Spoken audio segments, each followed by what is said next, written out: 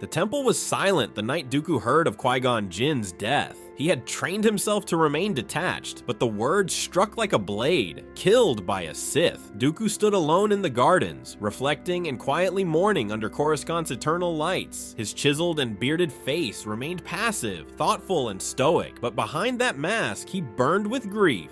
Qui-Gon had been more than a pupil. He had been a son, a living argument for compassion against the Order's endless rigidity. Dooku had taught Qui-Gon about the Force, about prophecies, about things bigger than all of them, but to lose him, and to a Sith no less, confirmed what Dooku had long suspected. The galaxy was shifting into the shadow, and the Jedi were blind to it. Dooku, deep in his own emotions, jumped slightly when he heard Master Yoda's voice behind him.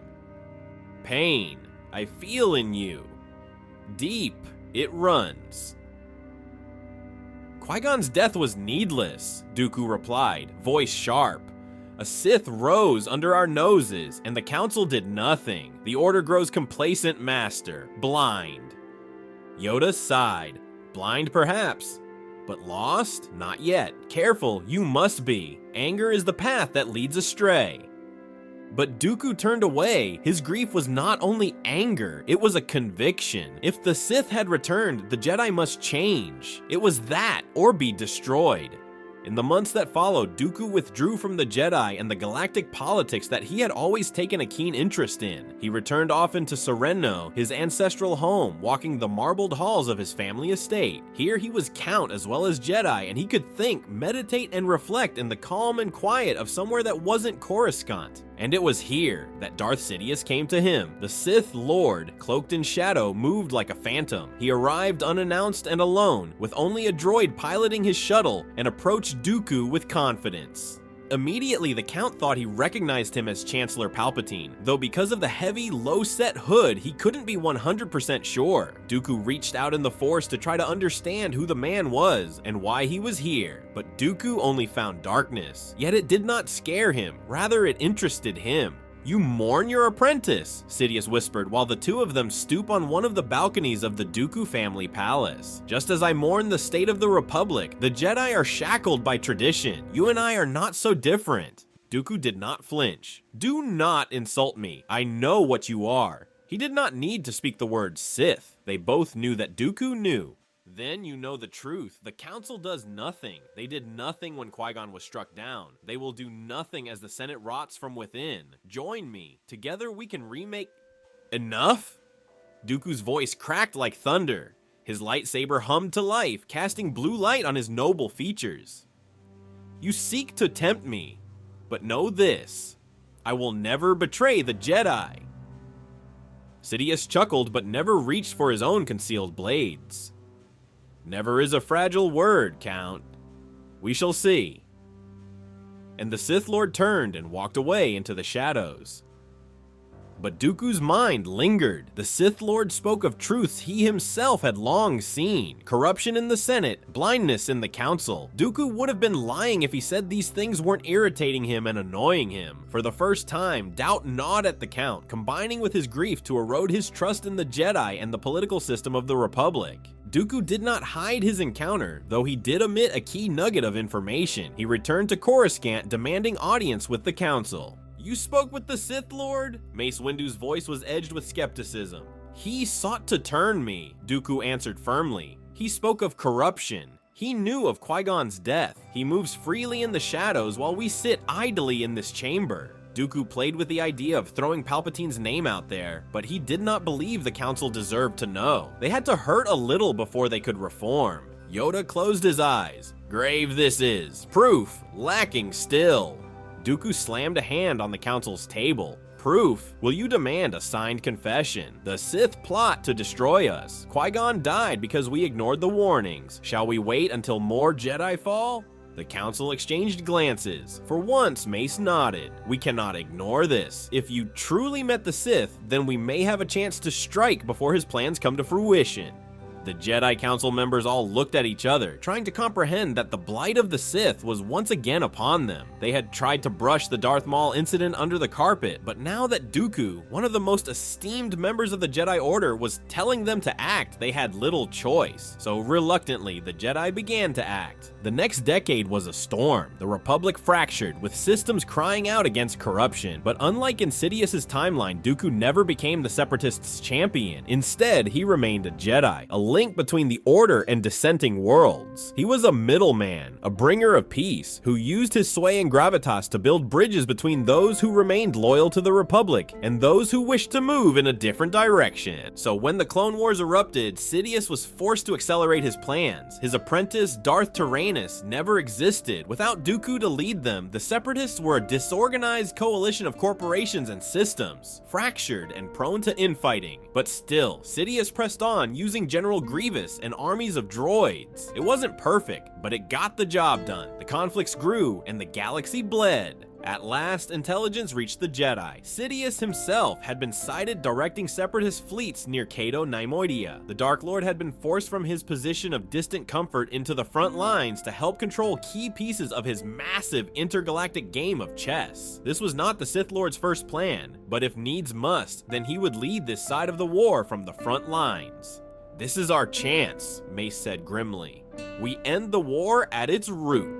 The council agreed. Yoda, Windu, Obi-Wan, Anakin, and Dooku himself led the strike force. The plan was to take the Sith Lord alive. They would join the battle over Cato Neimoidia, and using the confusion of the fray, sneak into the Separatist stronghold below and apprehend the Dark Lord. It was a simple plan, and hopefully one that would pay off. As expected, the battle erupted above the jewel-like world. Republic cruisers clashed with Trade Federation battleships, while waves of starfighters burned streaks of light across the void. There were explosions and blaster fire all around, and the fighting was intense. But on the surface, amid Neimoidian palaces, Sidious awaited, cloaked, calm, his yellow eyes gleamed. He had foreseen the Jedi's plan, so when they arrived, he was calmly smiling from underneath his cloaked hood.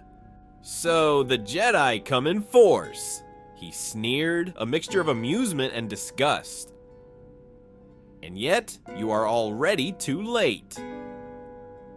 His crimson blades burst to life and he lunged before the Jedi had a chance to resolve the issue peacefully. In response, their own lightsabers ignited, and they prepared for a battle that would go down in history. The clash was apocalyptic. Sidious moved with lightning speed, his saber a blur of red. Mace met him head on, purple blade crackling. Anakin and Obi-Wan pressed from the flanks, their strikes ferocious, trying to catch the Cloaked Lord off guard. But it was Dooku who matched him most closely. The Elder Jedi moved with elegance and precision, every stroke of his curved hilt driving Sidious back. "You should have been my apprentice." Sidious spat through a malicious cackle. "You mistake me for one of your pawns," Dooku answered coldly, parrying a slash. "I am Jedi. I am light." Force lightning erupted from Sidious's hands, blasting Obi-Wan across the chamber. Anakin roared, charging, only to be hurled back with a flick of dark power. It was almost beyond belief how one single Sith Lord could be this much of a master, and this completely in control of a battle that would have instantly felled any other opponent. But when Yoda leapt into the fray, his green blade whirling, Sidious finally faltered. 5 of the Order's greatest pressed him at once. The more people attacking him, the less he was able to parry every single blow, despite holding a lightsaber in each hand. The Sith Lord's skills were being tested to their limits. Sidious fought like a demon, but the tide was turning. Dooku's strikes carved closer and closer, until finally he drove Sidious to his knees. The Sith Lord panted and looked up at the Jedi towering over him. "You have lost," Dooku declared, but Sidious only smiled. "Have I? Look to the skies." Through shattered windows, the Jedi saw Separatist reinforcements pouring into orbit. 1,000 warships more than intelligence had ever reported. The Separatists were here en masse, defending the world with a ferocity that had never been seen before. They knew Darth Sidious was here, and they aimed to defend the Dark Lord. The battle outside shifted. Republic forces began to falter. "Destroy me and the Republic burns," Sidious hissed. Mace raised his blade to strike, but Dooku stopped him. "Number, we take him alive." Mace looked down at the Sith Lord, who simply cackled in his face. Windu felt an anger bubble up inside him, yet he let it go, lowering his blade and choosing the path of the light side. Together, they bound the Sith Lord in chains of the Force, ensuring he could not escape. But when they yanked back his hood and saw the still cackling Sith Lord was none other than Chancellor Palpatine, no one was truly shocked, and Dooku smiled inside, knowing that his suspicions had been right. Palpatine's arrest shook the Republic. The Senate was stunned to learn their beloved Chancellor had been a Sith all along. He was impounded in a Jedi prison and guarded around the clock. He would never again see the light of day. Trials began, and systems that had seceded reconsidered their place. Many of the Separatists understood that they had been driven from the Republic by the very man who they were following. The whole thing was an intergalactic mess, but people and star systems came together to heal, mending old wounds. The Clone Wars sputtered. Without Sidious's puppetry, the Separatists fractured into petty squabbles. General Grievous fled into the Outer Rim, hunted relentlessly by Jedi strike teams. It wasn't long until the cyborg warlord was found and brought to justice, choosing a warrior's death as opposed to the indignation of surrender or capture.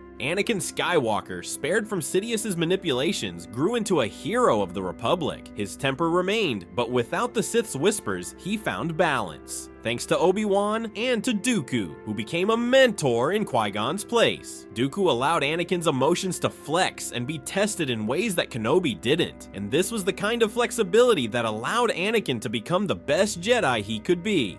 On Sereno, Dooku stood once more beneath the stars. The galaxy was still wounded, but hope flickered. Sidious was gone. The Sith plan shattered. Yoda approached him, having come to the planet for a few days away from the madness of Coruscant and the aftermath of the war. Strong, your heart remains, but weary. I sense you are.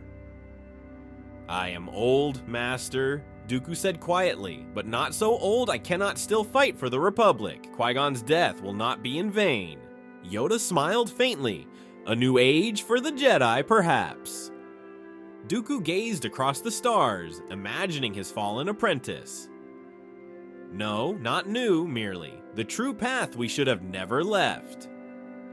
Yoda nodded. He knew Dooku was correct. They Jedi had strayed, and now it was time for them to get back on the straight and narrow, free from the Sith and their influence. Everything would be right with the Jedi Order once more. There was silence as the two of them breathed in the air and enjoyed the peaceful atmosphere. After a long moment, Yoda turned to Dooku with a twinkle in his eye and softly prodded him with his cane. At least as old as me, you are not.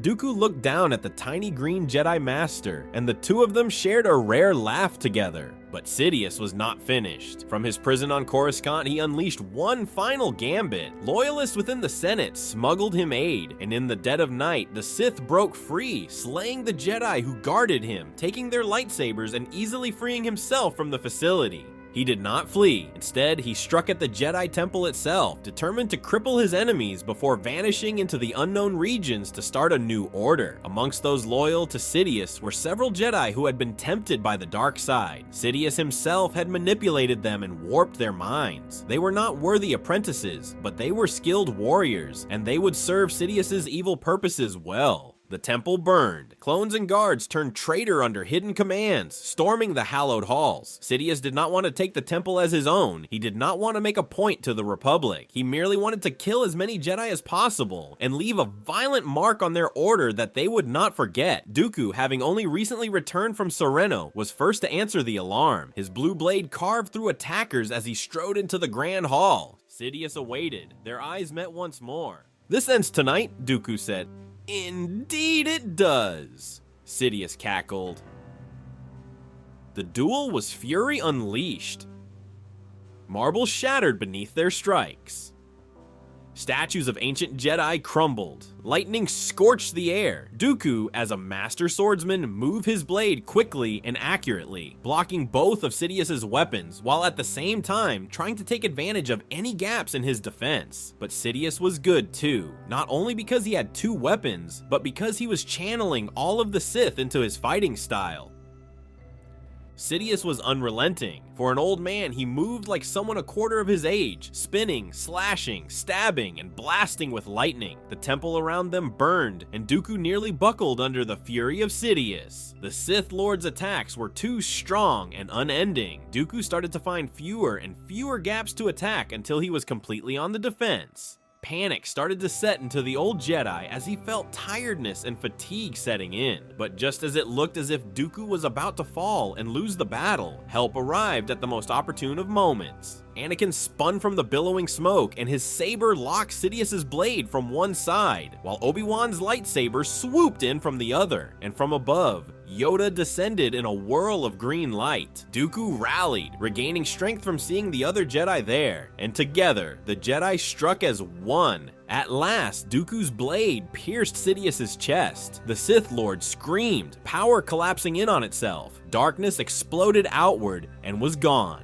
The temple rumbled around them, and the Jedi were flung backwards, as if by some unseen explosion, and then the frail old body of Sidious crumpled to the ground. He laid with a look of shock on his face, and the Jedi, getting back to their feet, looked down at the Sith Lord, the once Chancellor, reflecting on how much they had missed and how much damage this one man had done to the galaxy. Peace did not come easily. The Republic still reeled from years of war and corruption, but with Sidious dead and the Sith truly broken, and not just imprisoned, hope returned. Dooku, though aged, became a pillar of the Jedi Council once more, no longer a dissenter in shadows, but a guide, teaching that compassion and vigilance must walk hand in hand. The Jedi Council were more open to listening to his opinions and concerns, and eventually they even offered Dooku a position on the Council when a space became available, a true honor that he graciously passed upon. Anakin grew into the knight the prophecy had whispered of, but not by falling, by rising, guided by brothers and mentors who did not abandon him. Dooku trained the young man in the same way that he had Qui-Gon, hoping that Skywalker would grow up to become as wise, brave, and honorable as his former apprentice. And on Serenno, under quiet starlight, Count Dooku often walked alone, whispering to the memory of Qui-Gon Jinn, "We have won, my boy. The darkness has ended. Rest well." Finally, the galaxy turned, for once, toward the light.